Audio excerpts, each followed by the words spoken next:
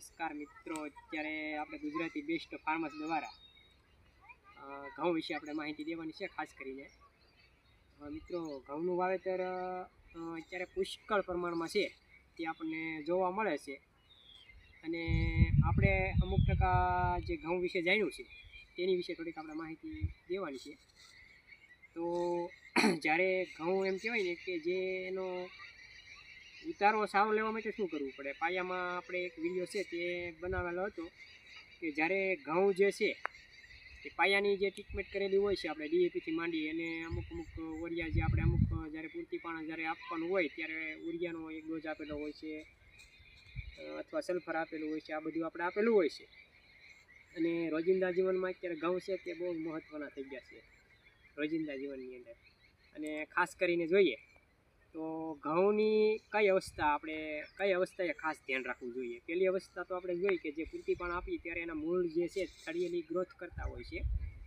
તો ત્યારે જો પાણ ન દેવામાં આવ્યું હોય તો તેની ફૂટ છે તે થળિયેલી ઓછી નીકળે.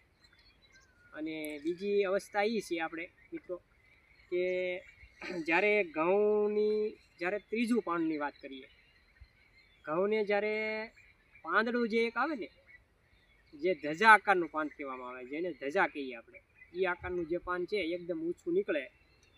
આ રીતનું જે પાન છે એમ કહેવાય ને કે જે ધજારૂપી પાન થાય, આ રીતનું વળાંક મારે અને ધજા જ લાગે આપણને. આવી અવસ્થામાં જ્યારે ઘઉં આવે તે અવસ્થા કઈ કહેવાય ઘઉંમાં? તો ઘઉંની અંદર એ અવસ્થા એ કહેવામાં આવે કે આપણે આદી ભાષામાં કહીએ કે ભાઈ ઘઉં છે તે ગાભે આવી ગયા છે. એટલે કે જે ડુંડિયું કાઢવાની જે તૈયારી હોય છે ત્યારે એની બધી અવસ્થા સંપૂર્ણ ઘઉં છે તે એમ કહેવાય ને કે દાણો ભરપૂર થાય તેના માટે એની પ્રક્રિયા ચાલુ હોય છે. તો તે પ્રક્રિયામાં આપણે શું કરવાનું હોય છે ઘઉંમાં? તો તે પ્રક્રિયા જ્યારે ચાલુ હોય ત્યારે પાણ આપણે આપવું જરૂરી છે. પાણ આપવાની સાથે સાથે આપણે 2-3 અમુક એવા ખાતરો છે તે ખાસ દેવા જોઈએ. જો એ ખાતર ન દેવામાં આવે તો ઉતારામાં છે તે 50 મણ થતા હોય એની જગ્યાએ 30 થી 35 મણ છે તે ઘઉં થતા હોય છે. તો તેના માટે આપણે ખાસ શું કરવાનું છે કે જ્યારે ધજા આકારના પાન દેખાવા પડે આપણા ઘઉંની અંદર ત્યારે આપણે એની અંદર પહેલાં તો ખાતર દેવાનું છે. આપણે મેગ્નેશિયમ અથવા પોટાશિયમની વાત કરીએ તો 0-0 છે તે આપણે મહત્ત્વની ભલામણ કરીએ છીએ. તો 0-0 છે તે વીઘે 2 કિલો પાઈએ તો ઘઉંનો દાણો છે તે ભરપૂર આકારની અંદર, એટલે કે એની જે તાકાત, એની ગુણવત્તા, એની સાથોસાથ સલ્ફર આપણે બહુ મહત્ત્વનું છે.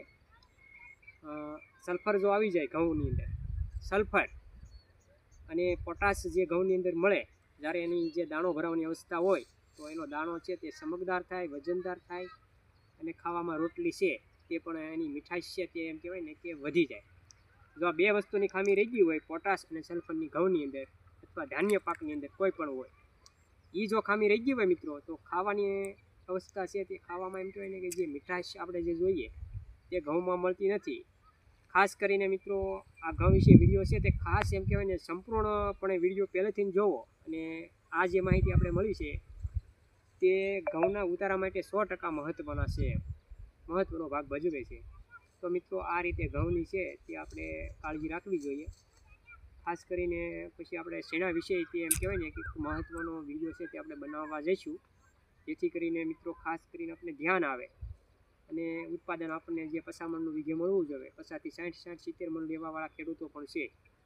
અને જો ભૂલ રહી ગઈ હોય તો 30 થી 35 મણ છે તે આપણને મળે છે. અને આજમાં એટલું રાખી અને નમસ્કાર કરીએ મિત્રો.